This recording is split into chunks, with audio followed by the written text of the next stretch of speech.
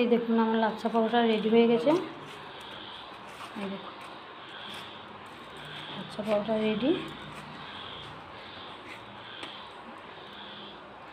আমার লাচ্ছা পরোটা রেডি হয়ে গেছে। আর এদিকে চিকেন কষা আছে।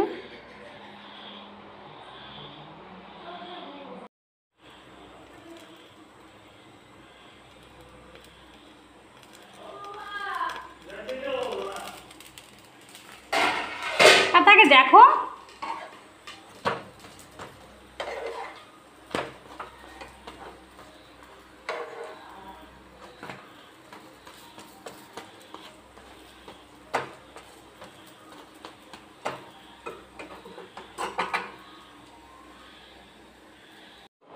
দেখুন ময়দা, তেল, লবণ আর আমি মাখিয়ে আধ ঘন্টা রেখে দিয়েছিলাম। এবারে আমি লাচ্ছা পরোটা বানাবো।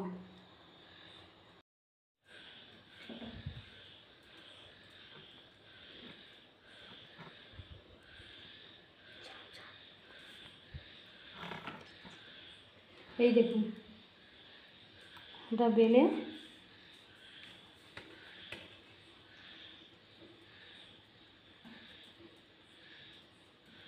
এইভাবে একটা একটা করে করে নিতে হবে।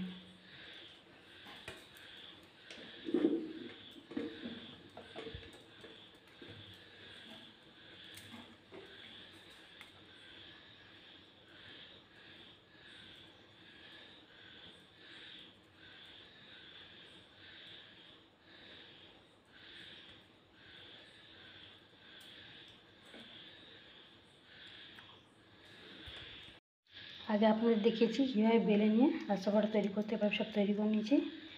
এবার আমি একটা একটা বেলবো আর ভাজবো। এই দেখুন লাচ্ছা পরোটা।